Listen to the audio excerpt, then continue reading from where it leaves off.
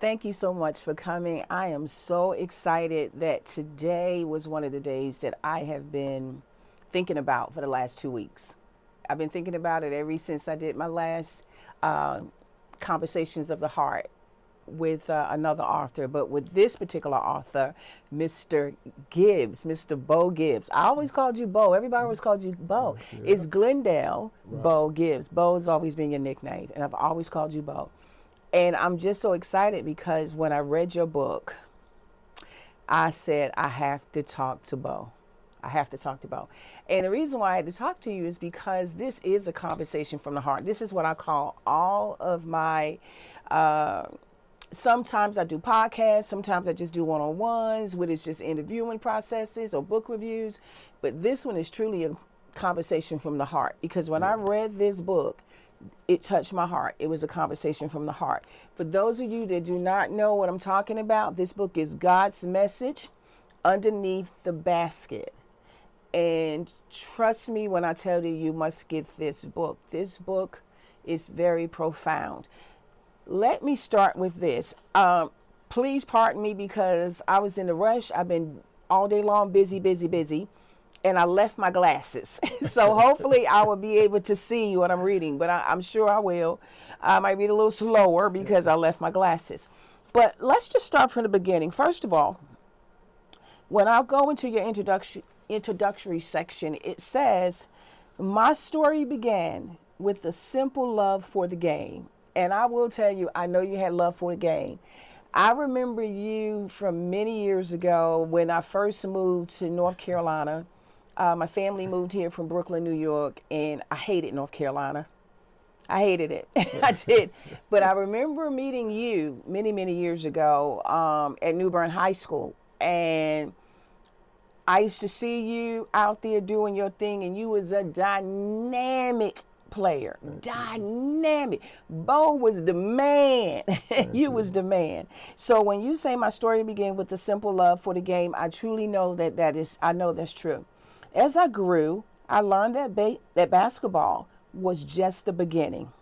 What really shaped me was faith, discipline, humility, and the belief that God never wastes a struggle.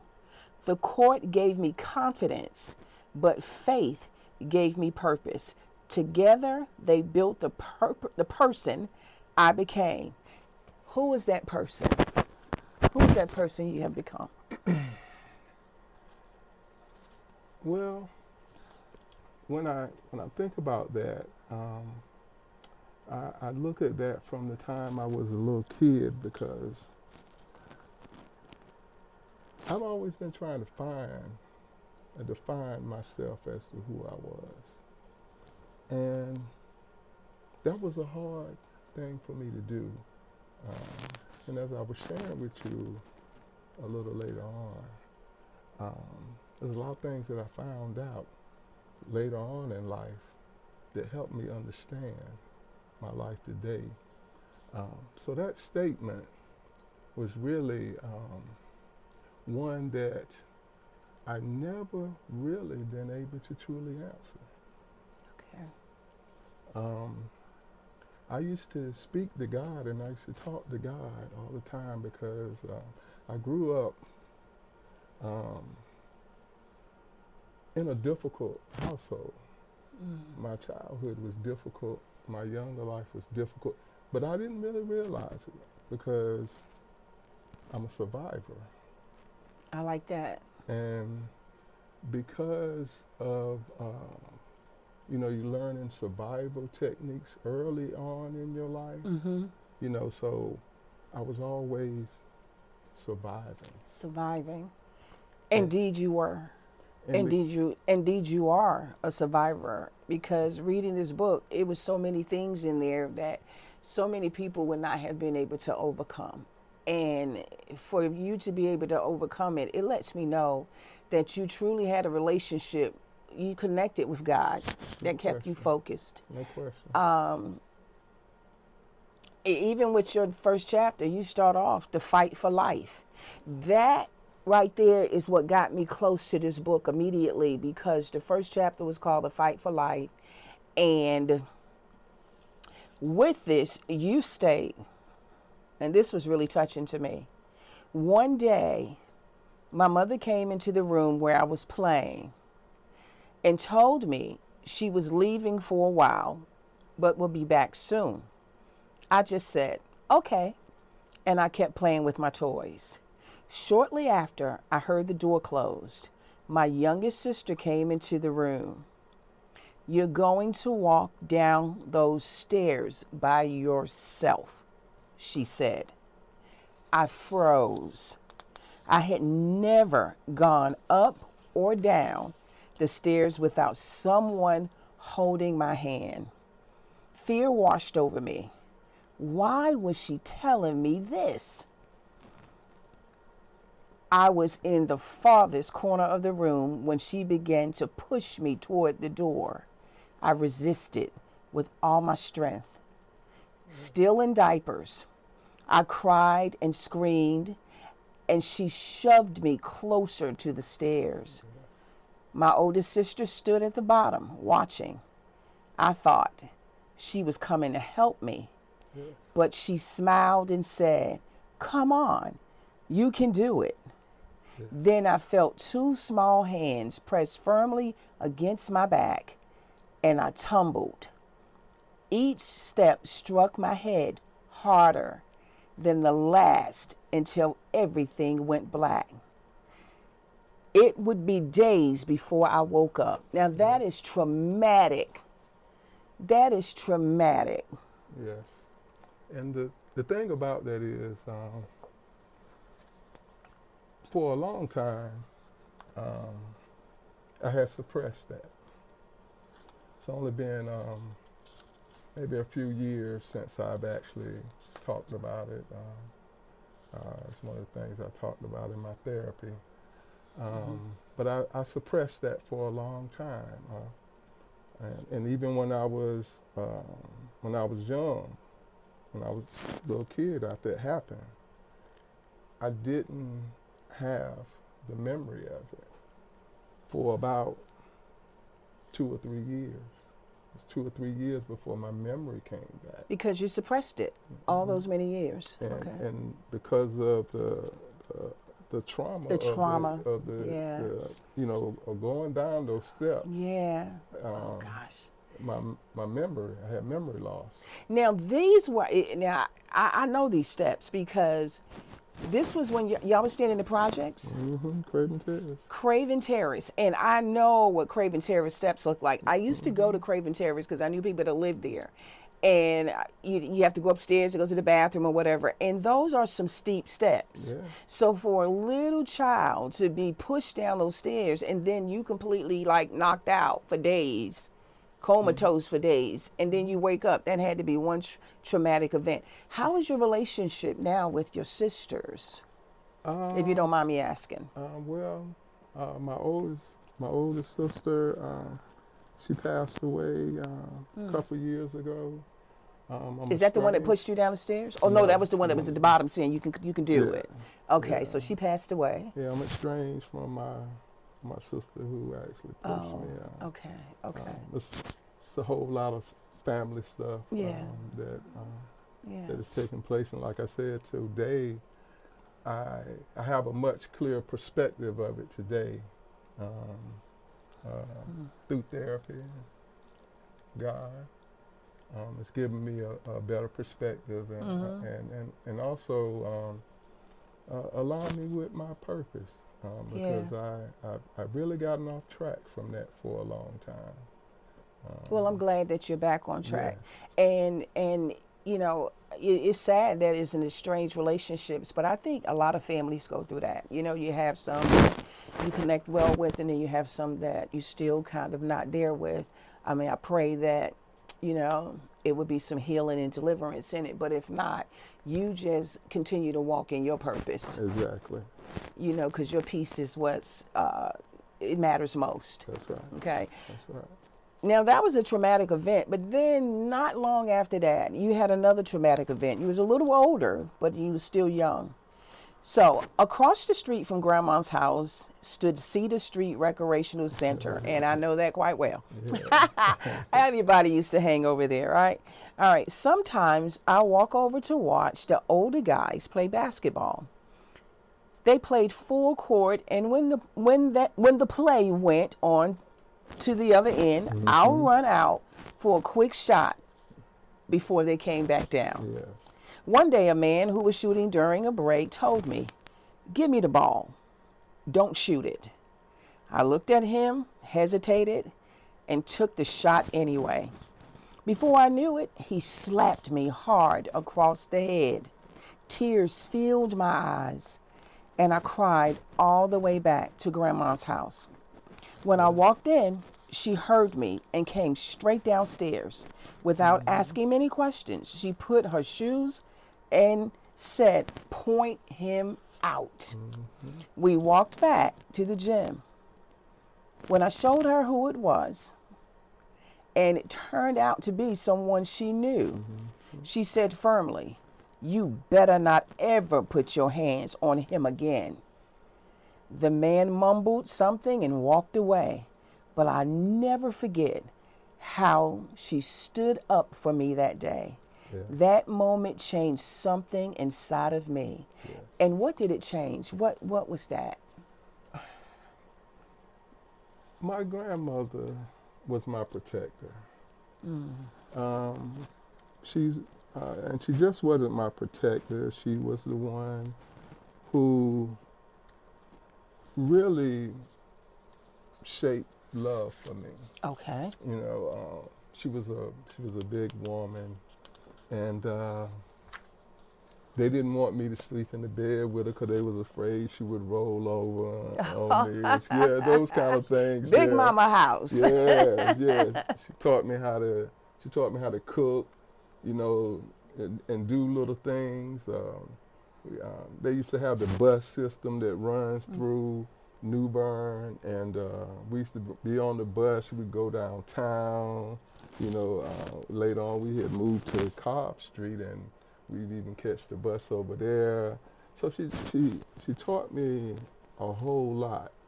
So you had a very close relationship with her, more so than you did your own mother. More so than my own mother. So do you always stay with her in the summer times, or? Not every day, but whenever my mother said you're going to your grandma's house for a couple of days, I was always ready to go. And one of the really life-changing things about that was the game of basketball. Because those were my first days actually shooting. And after that incident happened, the other gentlemen that were in the gym, the other kids that were playing, and some of them probably saw what happened, they kind of took to me then. And some of them would take me on the side and show me little things, you know, if it wasn't just doing nothing but dribbling and keeping your head up. And so that moment there was really like the changing moment, you know, where it was just basketball. So the gym was your safe haven. You could just go there and just feel free. You could be who you were, and that was your beginnings. And you wasn't even really playing then. You were just observing, but you knew it was something special about it. It was something that just kept weaning you in. It was just something about it, you know, because at first I would go over and I would just sit and I would just watch.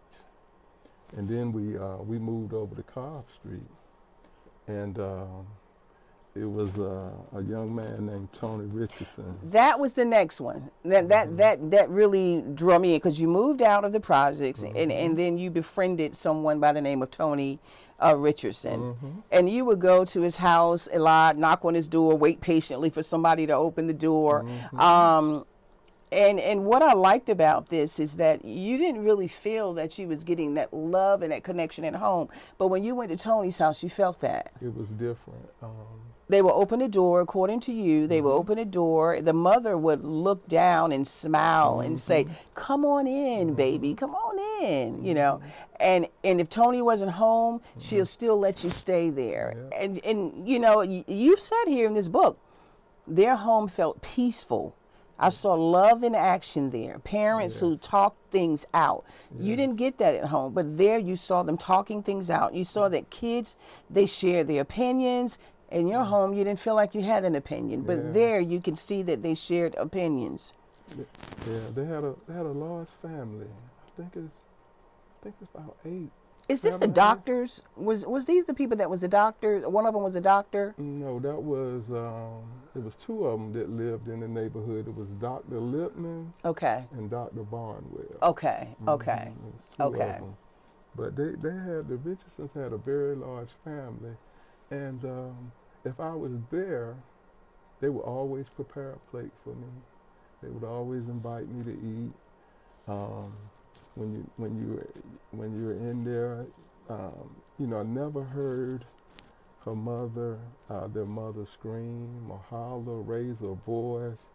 Mr. Zach, he treated me just like I was one of his children. I mean, there's no other way I can put or express that, and that was so meaningful to my life. And it was Mr. Zach who actually put a basketball goal up. Yeah. So he actually knew that it was something special about you when it came down to ball, because he actually put that goal up, and that gave you the opportunity to really go out there and master your skills with that goal being up. Well, what happened is, all the guys, Tony was older than me. He was like 6 years older than me. Okay. So all the guys that I played with were older guys. And so a lot of times I was just watching. But once they finished playing and everything, you know, I got a chance to, you know, do what I could do. You know, I had to shoot the ball like between my legs. That's how I started. Like Wilt Chamberlain. Yeah. I started like that. And, you know, they used to love to just block my shot, you know, because they could easily do it. You know, but as I kept on and I got older, you know, I would be out there at that goal all day, every day. And that was that drive, you know, because when Mr. Zach told me and told the rest of them that this was my basketball goal, and if I don't want you to play on it, you can't play on it. And that's what I love. Yes. I mean, it was something there that he saw in you. And if he did not see it, it was something that God had already planted. He planted it there for you, because here was a basketball goal being set up for you. Here's a ball. And he even told the people that is your goal. Yeah. And if you didn't give them permission or you didn't want them to play, don't touch it. It was yours. That right there let me know that this guy saw a gift in you. Or if he didn't see that gift, God was he was doing his thing. Yes. He was preparing you for that gift, because like I said, I know for a fact, I seen you out there. You was a dynamic player. Now let's go a little further down. And if this is something that you do not want to talk about, then you could just say, let's just not talk about that part, and then I'm good with it, okay? I know exactly what you know what I'm going to say. Yeah, okay, so you had your refuge, which was basketball, and you said it here, back home, basketball continued to be my refuge. One Saturday, I went to shoot hoops at the Richardsons. Even though nobody was home, an older guy from the neighborhood wandered into the yard. I didn't know him well. At first, he just talked and watched me shoot. Then he asked if I knew how to drive the green car parked nearby. When I said no, he grabbed the back of my neck and forced me into the car. He pulled out a knife. What happened next is something I wish I could forget. He molested me and told me if I ever told anyone, he'll hurt your family. Yes. You know, I'm not going to say I can only imagine what you felt, because you was like, I was about 5 years old. you was 5 years old. 5 years old, and a man did that to you. So cruddy. I mean, I can't say that I can only imagine, because I know, because I was 10 when it happened to me. I was 10 years old. But this person said to you, I will hurt your family. The person said to me, if you tell, I'm going to tell your mother that you did this to me. So you have this fear of telling your family because you already have a family that's not connected. Right. So that's something that you had to carry also. Yeah. You was 5. 5. One of the things, and I know this might sound a little off or whatever, but I still go back to that family. That was one of the things that helped me get through that. Wow. I was mixed up, lost. I was a lost little kid, and when Mrs. Zach, it was one of the first times that I seen them after that day. So you seen them again after that? Not the guy, but when Mr. Zach and them came back. Okay. That was one of the first times I had seen them, and they was actually putting that goal up. And when he said that to me, you know, that this was my goal and everything, that was one of the most helpful things in me getting over that and getting through that, because I was kind of afraid to even go back over there, Yeah. you know. And so the goal was in the backyard. Now it's out here on the street with the light, and you know, you got the street light there, and you know, you got the houses. So I didn't really have that long period of time that I was away from there, or that I didn't play. And it seemed like ever since that day, I was out there like every day on that goal for years. Wow. Wow. That's touching. You said I sat outside afterwards clutching my basketball, numb and afraid. I didn't tell a soul. Right. That night, I cried quietly in my pillow, holding that ball like it was the only safe thing in the world. Yeah. So basketball was really your life, even at the beginning. 5 years old. Yeah, it's amazing. It was. I could see then how God was using that in a special way, not fully, because I was spiritually immature then, and I still have a lot of spiritual immaturity in me now. But there were some things that I could see. There were other things that had happened before in my life. And I just knew it was just something. I knew it was something. I knew I had some kind of mission or something, because too many things were happening, and I was still here.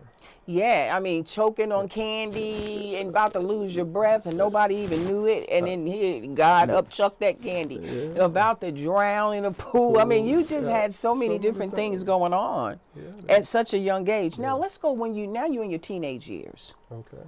Now you're beginning to master your plan here. You're doing some things. So you're around 14 years old. You said, I had asked God to let me play against the greatest basketball player in the world. Yes. I didn't know when or how, but I was getting ready. So even there, God was preparing you. And you said, at 14, I wouldn't have called myself religious. So you had a relationship, but you didn't consider yourself religious. Okay, so it's okay, because I even to this day, I don't use that religious terms. I have a connection. I have a divine connection with God the Father. I believe in the Son, Jesus Christ, and I do believe in the Holy Spirit as my guidance, as my protector. So at 14, I wouldn't have called myself religious. My family didn't go to church regularly or sit around talking about theology. But in the toughest times, I talked to God and I found comfort. Even in the worst of times, I felt He was over me and protecting me. So I kept preparing, and I believed it would happen. And what you believed would happen was what you asked God, that one day you wanted to play against the greatest basketball player in the world. Yes.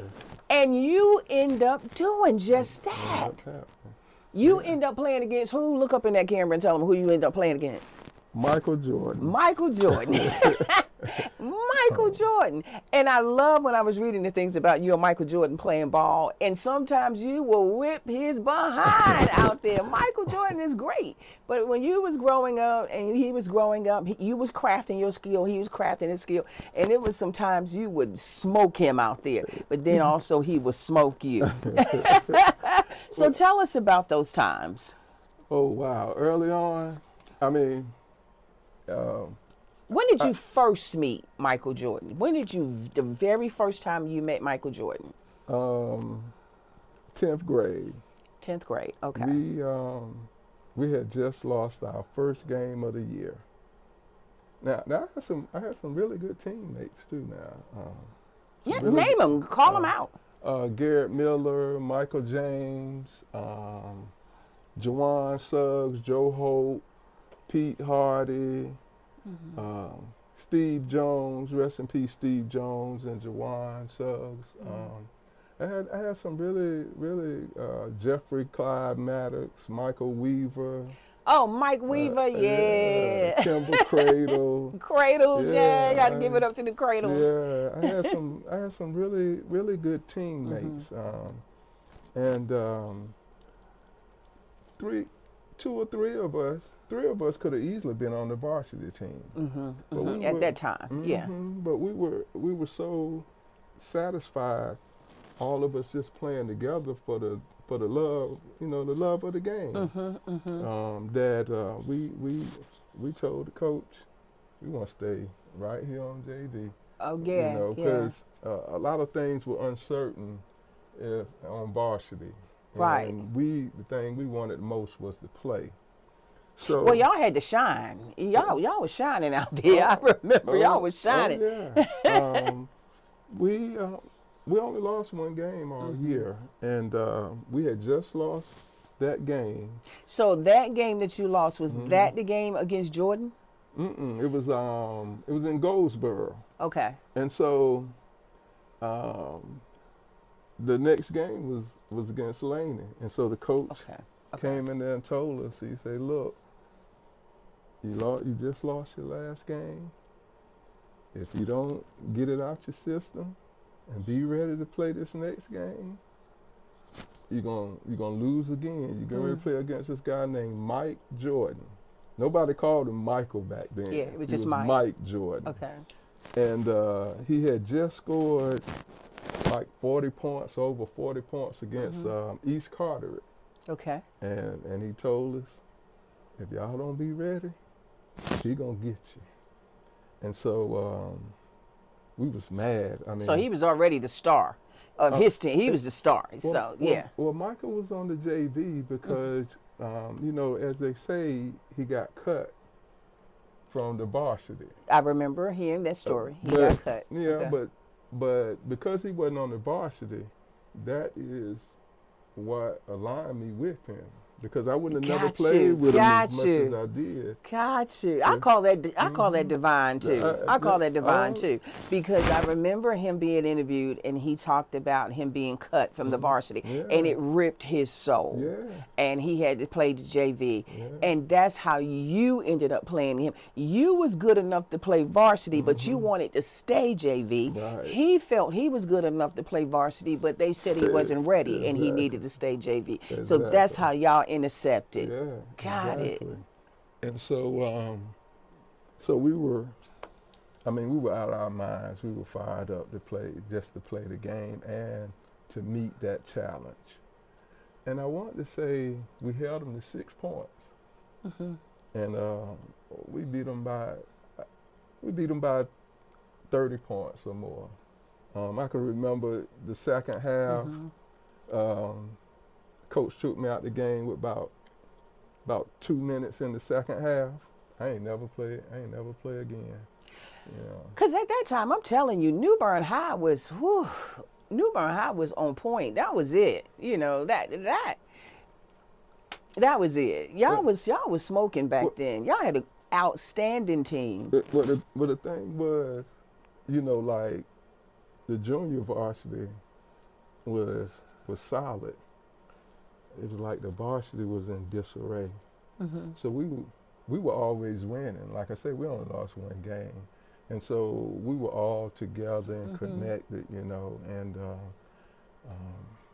the varsity, it wasn't the same. And I, you know, I experienced some challenges as I moved up, you know, the next season. Okay, so you ended up moving up to varsity anyway. So you played and you continued to play very well. You was like college bound pretty much. You could have been scouted for any team, because you know, any college team, because you really had it going on. And then let's move all the way. The accident. Okay. Before we even talk about the accident, you was on top of your game. Did you even know that you was on top of your game, or it was just you just thought you was just pretty good, or did you know you was on top of your game? Because you was really on top of your game. I knew. And I just really believed back then, I'm sorry for interrupting you, but I just believed even back then that it was going to be so many colleges that was going to reach out for you. I really believed that back then, because you was so good. Did you realize yourself just how good you were? It's funny you asked me, because a lot of people ask me that today. I knew, but because of the environment that I grew up in, and because of the school, it was frustrating to me, because it was almost like nobody could see me. So I knew I was doing something special, you know, that wasn't normal, but it was like nobody else could see that, you know, or the people who you would want to confirm and acknowledge things to you, they wasn't doing that. Because it's totally different today than what it was back then. Oh yeah. Yes, and you know, I would later get a chance to understand that as well, because it's like at home, you know, nobody never they never really acknowledged me or anything. You know, I could come home and score 40 points and nobody would say nothing at the dinner table or anything. At the dinner table in your house. In the house. Yeah. So I get that. I get where you're going with that. So actually, because the people out there knew it. I know they did, because we knew it. But in your house is what you're referring to. You didn't get that support. Not at all. You didn't get it. So you can do your best. You could score 41 points and then walk in the door all excited, and they just sitting down eating dinner like it's just a regular normal day. They didn't give you that support that you should have had. You didn't have that support system. Not at all. In the streets, they knew you was doing your thing, but in your own home where it mattered the most, you didn't get. Yeah. Got it. But then it came Kinston, North Carolina. Yeah. Right Oh, here. Kinston. Kinston gym was packed, right? Yeah. So we cut the lead to 12 points, and this was a game that you was playing against. Yeah, Kinston playing against. You was playing Kinston, and who else was playing that day? Was it like one of those games where you had several people like JV played in varsity, or was it just a varsity game that night? How was it? I know, I can't remember if the girls played, but I know that the junior varsity played. All right, so because it was jam packed, it was a lot of people. Oh yes, Wall to wall packed. We were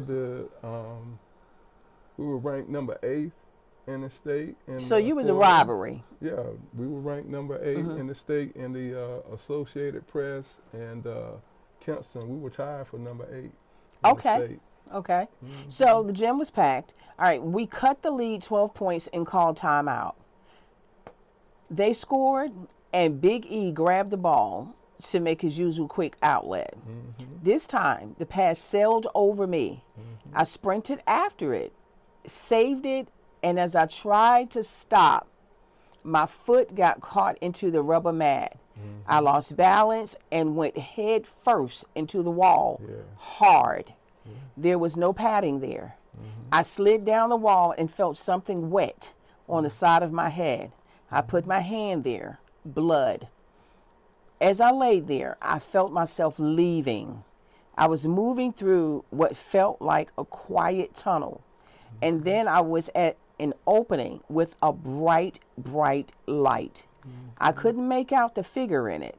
I felt like a failure, like I hadn't completed the task I had been given.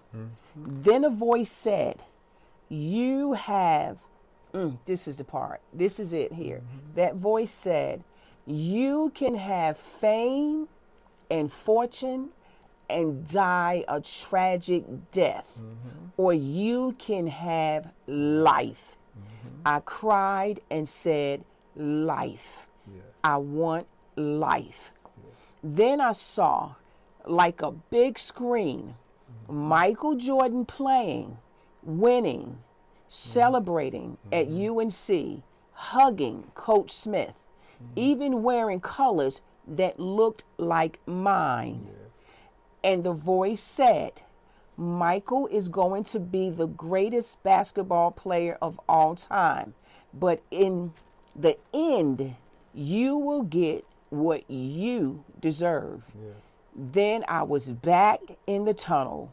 When I opened my eyes, people was clapping as I was being rolled across the floor on the stretcher.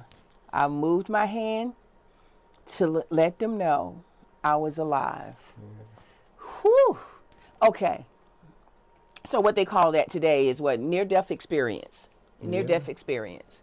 So you had what was a near-death, out-of-body experience.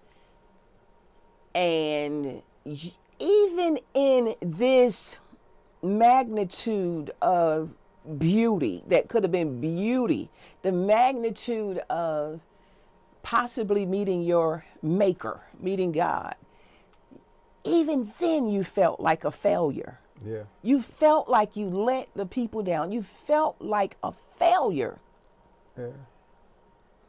But when I read this, one thing that came back to me, remember you said, God, you asked him, would I play? All you wanted was to play with the greatest player ever. And then here you are now, time passed, and you had this tragic accident that I say cost you your career. And it cost you your career. And you ended up hearing the voice. I believe it was a divine voice. And saying that Michael Jordan was that person. And that, but you pretty much were going to be okay. And then you ended up meeting Michael again, and you went to games with him, went to UNC. Y'all took pictures. You got pictures all in your book with you and Michael, and even when he was playing, in UNC Chapel Hill. Tell them about that experience. That was something. To be honest, my life hasn't been the same since. I can imagine. And if I were to be honest, which I will be, I became angry with God at that moment. I became angry with God. Why? Is it because he prepped you, and you believe he prepped you for the moment that was snatched from you? Well, if I were to be honest, that moment has already happened. He had gave me what I asked for. You asked to play with the greatest. And when I talked to you about being spiritually immature, okay, because if we look at it, he came and saved my life. If we just look at it from that perspective, God came and saved my life that night. He did. Okay, but if you look at it from who I was then, the basketball was my life to me. And when he showed me what Michael was going to be and everything, see, I was the one, I switched up. In reality and truth, and being able to look at that moment, Yeah. I'm the one who switched up, Wow. And that's where I talk to you about the spiritual immaturity, because I was angry with him. I became angry with God because he showed me, and I believed what he showed me too. I didn't have no reason not to. Everything I ever asked him for, or everything that he showed me that night, has came true.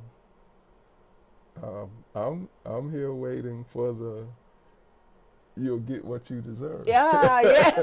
You know what I mean? Because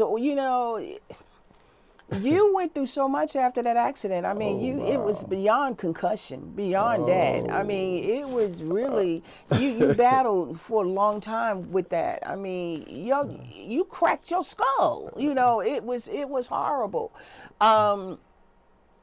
And even when you used to go to the games, when you used to go to see Mike play UNC Chapel Hill, and then you knew eventually you played, but the game wasn't the same, but you still played. But even when you decided, okay, I go to college, but then eventually you said, okay, I'm just going to go in the military. And you ended up going in the military. But you went to college, but then you end up going in the military. But the thing is, having something so profound, and it was your refuge, and then a sudden accident, a tragic accident, stripped that from you in the blink of an eye. Yeah. But as you mentioned, it saved your life in a sense. Yes. God, without a doubt, God came to save my life that night. But did it give you reflection? Was you able to, over the years, go back and see all of the things that? For a long time, I couldn't, because, I went in the military. I was in almost 3 months after I went in the military. I was in an accident, a training accident, and that just I became further lost. Yeah. And like I was sharing with you, it's so many things that I know about now and today that I didn't know about then. Yeah. Because my mind was on totally different things. Like when the accident happened in the military, all I was thinking about was I didn't want to go back home. Yeah, because what is it to go back home to? Yeah. Because you didn't have that connection. And so. So did you feel like a failure again? In a lot of ways, I've always felt like that. I've always felt like that. You I mean, know, not anymore, but back then, that's oh, what you felt, you know. well, like when you say not anymore, there's not a long period of time between me beginning my healing journey, you know, where I'm at today, and where I was. It's not a long period of time Okay. in between that, because I've had struggles that people would not believe. If I Right. said it, they'll look at me and they'll be like, "Boy, you up here lying." You know, just like when I tell my truth today, a lot of people don't believe it. Yeah, yeah. Well, a You lot of know. times when you have traumatic situations in your life, you know, I had some really hard things to happen to me, and I'm writing a memoir about it now. And I can imagine when some people begin to read it, they're going to be like, "Come on, is this real?" Because they know who I am, that shell of a person that they could see, and how life is for me today. But when they hear the dark, they're like, this can't possibly be real because of the dark. You know, a lot of people don't want to believe the dark, and especially if they participated in that dark, if they had something to do with it, they don't want to remember it. They don't want you to bring it back up. So I get that. I get that. But one thing that you are doing now that I love, and it helps so many people, and that is therapy. Yes. That is therapy. Yeah. And I think it's important. I mentioned it to the last person that I spoke with, which was James Rufus, and he's in therapy as well. And I say, anytime you have traumatic events in your life, and I have had my share, it is so important that you seek therapy. Because, see, especially in the black communities, they tell you, you don't need no therapy, don't go see no therapy, don't tell nobody your business. And they want you to either keep it to yourself, keep it in the family, or if you're going to talk to somebody, talk to a pastor or something. And the pastor have just as many problems as you have. So I say, bump all of that. Go seek therapy, because many times you'll find yourself going through PTSD. You know, that post-traumatic stress is not just for the people in the military. A lot of people think, oh, they in the military. No, I've never been in the military in my life, but I guarantee you in my lifetime I went through some PTSD, because that after the traumatic effect, after that trauma, you can relive it, whether it's through dreams or whatever. You can relive it. Yeah. It's post-traumatic. And so you ended up going and you still seek therapy, and I say, to God be the glory for that.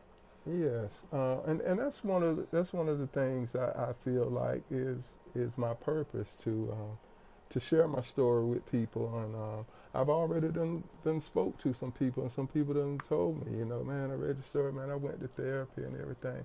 And so you know, whenever I hear things like that, you know, I just shake my head. Okay, this is it. This is what I'm supposed to be doing. Because, like I said, for a long time, you know, I used to just kind of always try to take care of everything or fix everything myself, or, you know, I make poor decisions and judgments, and you know, can't sleep at night, and you know, I just endured all of that because I was really grown not to say anything, to take care of yourself. Don't tell anybody nothing. Don't say nothing about what go on in this house. You know, all of that. You know, and so I always, all the tough stuff, all the tough things that I went through, I always just learned to keep a smile on my face. Not say anything bad, and just do whatever I had to do to survive and go through it, you know. Well, it's called resiliency, and I'm so glad that you went through it. Just like I'm so glad that you have stopped by. You drove a distance to come and meet with me today, and I'm grateful that you did that. Everybody, anybody, somebody, I need you to purchase this book. I know many of you have, and I want many more to purchase it. Again, it's called God's Message Underneath the Basket. It's by Glendale Gibbs. You can order it on Amazon. You can look, Glendale is on Facebook. You look him up, Bo Gibbs, and reach out to him and say, I would like an autographed copy, and he will send it to you. Okay, just read this story. This story is so important for people to read and know that life is not always a pleasant dream, but when you have faith and you stay strong and you stand within your faith, it does get better. It's called resiliency. It's called faith. It's called blessings. And so bless him by getting your copy of this book. Thank you so much for coming. I really appreciate it, Glendale. Is it anything you wish to share?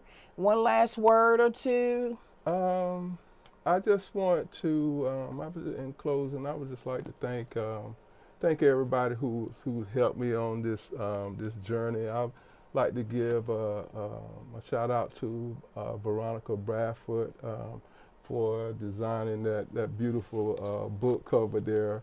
I'm gonna be talking with her pretty soon about that, how we created that and got together and was able to do that. I also would like to give a shout out to my friends at Hard Work over in France, Matthew, Nico, Greg, man, thank y'all the best. And also my teammates from years ago and all my friends back in New Bern. That's right. I forgot you did hook up with the people in France. Yes, okay. yes. Well, thank you so much. Conversations of the Heart is what I call it. We had a heart-to-heart conversation, and I wish everybody the best as they read this book. Continue to bless and share it with many other people. Thank you, Jad. Thank you. Thank you, Yes, thank you, Bo. I Thank you. appreciate it. Thank you.